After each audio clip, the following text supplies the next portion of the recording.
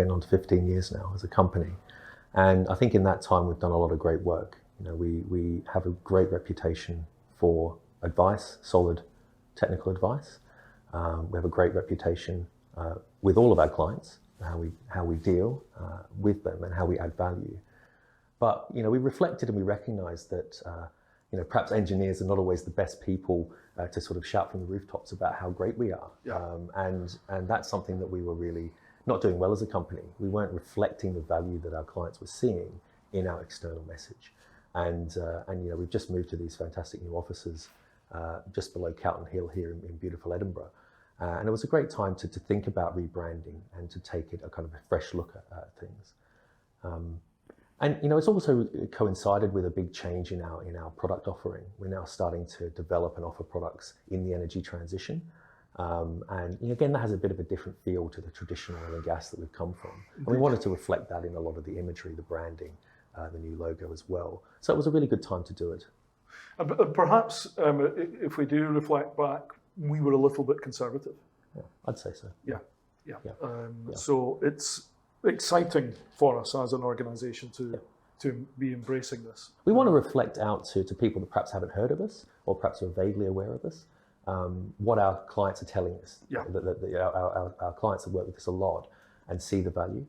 We want to show that in the external messaging. Just provide more clarity. Exactly. So there's a lot more communication to market now.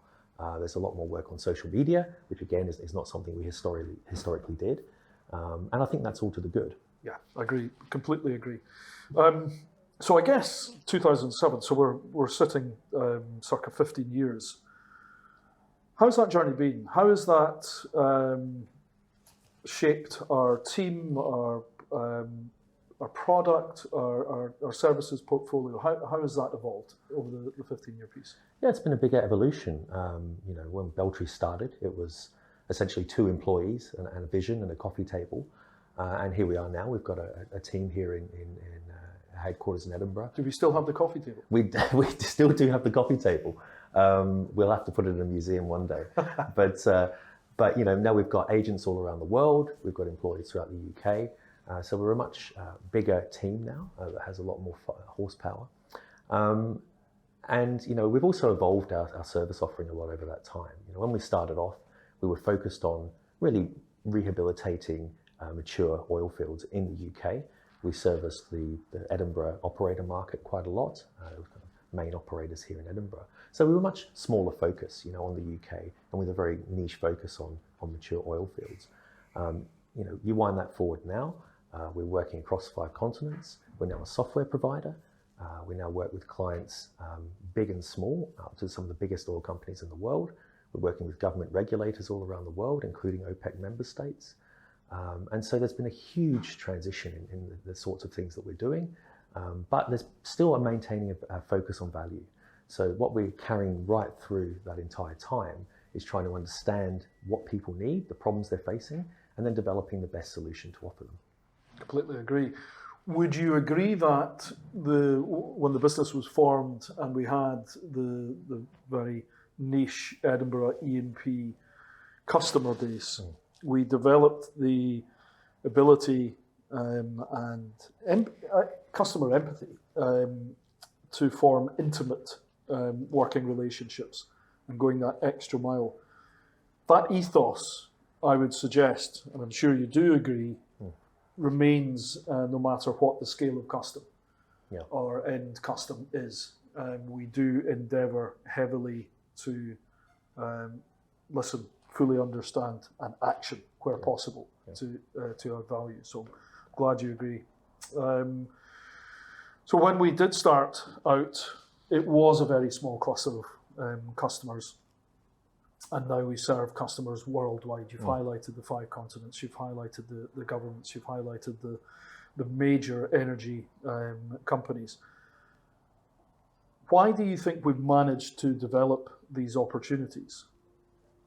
Well, I think it comes back to what you said in terms of custom empathy. You know, starting off as a consultancy can sometimes get a bit of a bad rep. You know, the classic image of the bad consultant is you go into the sales meeting and you see the director and then you go into the project and you see all the juniors. Yeah. And that's never been like that at Belltree. We've always consciously had a relatively small team, and that's a conscious effort. We don't want to be a big consultancy firm, and that helps us to create that really deep relationship with people. So the person you see on day one is a senior person, and you see them right through the project. And we've reflected that in our product offerings as well, in our software offerings. So technical sales is not someone who doesn't know about the product or has just been with the company for a few weeks. You're accessing directors, you're accessing the product owners, you're accessing the senior people who can answer all your questions from discovery all the way through to technical support. So it's an ethos we've taken through from, by necessity being a small company with lots of customer empathy, and that being our kind of unique selling point as to why you come to Belltree. But we've carried that right through to being a bigger organization as well. Agreed. And you touched on our software. So starting life as a consultancy, being consultative, adding value through service. We've taken that DNA, as you've highlighted, and we've embedded it into the software. Can you explain a little bit about what our flagship product, bMark, is? Absolutely. So bMark, the reason it's called bMark is the word benchmark. So what we're helping people in the upstream energy space to do is to benchmark their projects and ideas. And the kind of word benchmark implies comparison to something. And we recognized as really early on in the company's history, and when we did our first benchmarking projects for the UK government, that there wasn't enough of this going on in the energy industry. The way engineers and geoscientists and technical people in the industry tend to be is quite myopic. We tend to be focused on our asset, on our little license, on our group of licenses, and we forget that there's been 50, 70,000 oil and gas fields developed around the world already, and perhaps we could learn something from them. So the best in industry do that, and we're benchmarking all the way back into the 1990s and 2000s. But this was something that was actually relatively new to the industry. And to do that comparison, what you need is data. And that has always been the problem up until the present point, is that where do I get the data? How do I get enough analog data to compare to? So that's one of the big offerings of bMark, is that it brings data to people's desktop. So we've got over 50,000 oil and gas fields profiled in bMark. People can instantly see data across 230 different technical data types, easily filter it, analyze it, and see it. So that's really easy, and it's a big sea change from the way that people are used to working. Yeah. So you can start to see where your project sits, how well it's performing, within a few minutes, as opposed to spending hours and hours researching in libraries or the internet. So bMark is a fantastic tool to compare oil and gas projects, and it's being used today by many of the best players in the world. And we're looking to take it further now. So we're building a suite of modular functionality for bMark. As you know, we're building out the energy transition modular data sets, and also the modular functionality that we're going to be launching this year, and that's pretty exciting.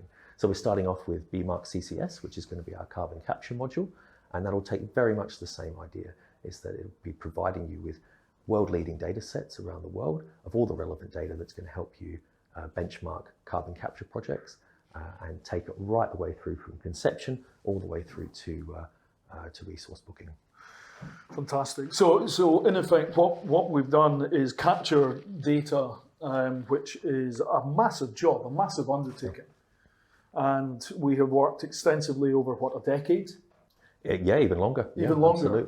Absolutely, to accrue all this information, cleanse it, really robust quality control in terms of what goes into the actual software itself. And we've democratized what, in effect, the best-in-class upstream enterprises have been utilising. Absolutely. So we brought it to the global market. With bMark today, your smallest startup can do what BP could do in the 2000s. I mean, we have democratized that data set. We've democratized the ability to benchmark it using complex algorithms as well. And so it's really bringing that power out to smaller companies. And that's going to translate to an increased efficiency in oil and gas production and energy production. in the future. And confidence around decision making. Absolutely. The small guys can now do what the big guys were doing because they have access to the data and they can see how things are outside of their own licenses. And you've touched on we're going down a modular route in terms of the development of the tool, carbon capture and storage. Why CCS? Why have we gone down this road? Well, CCS is one of a suite of these energy transition technologies that are coming to the fore now, amongst others.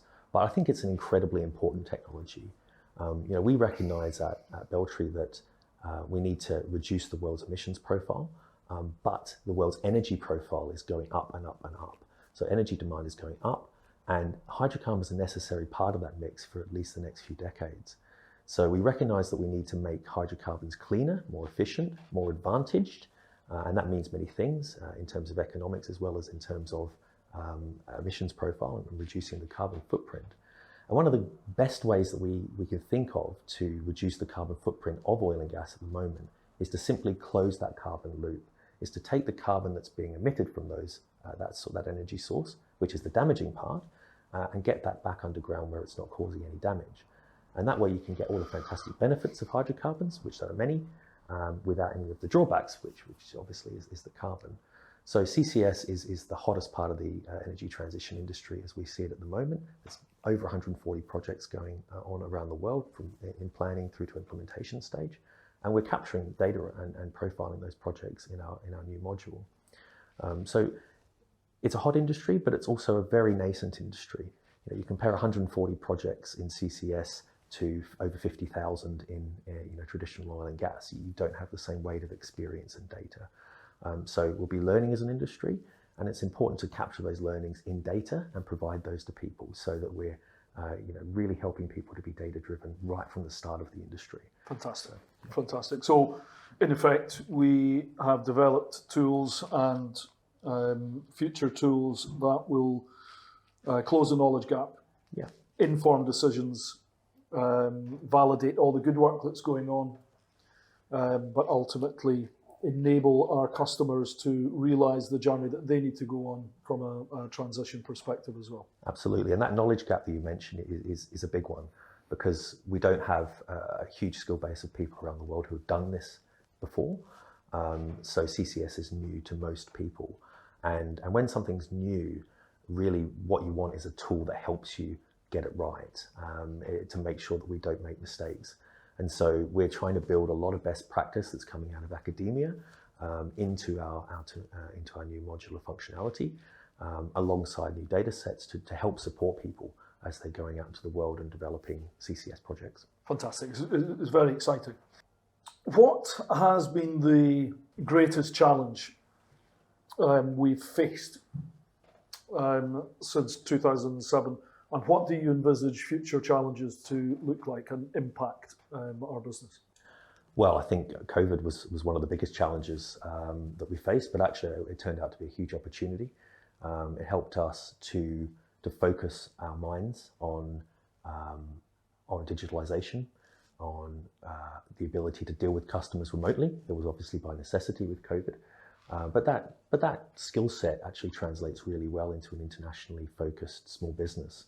We deal with customers across 5 continents in lots and lots of different time zones. And so we need to be able to deal with them remotely, as well as obviously going to see them when it's appropriate. So one of the big challenges was COVID, and actually removing the ability to go see customers during that time frame was a big challenge. And obviously we're glad that we're now back able to do that. I think one of the big challenges that we're facing as well is also reflected in the wider industry is talent. Even way back before energy transition and COVID, we were talking about the great crew change in oil and gas, in the kind of reduction of skilled talent, particularly in certain demographic groups. And that's still the case. That's not magically gone away. And so we need to work as a wider industry, but also Belltree, with a lot of outreach to go out into the community, to talk to educational institutions and show them why the energy industry is a fantastic place to work, why it's a great career going forward. It's absolutely not a dead end at all, and why there's a lot of excitement in science and engineering.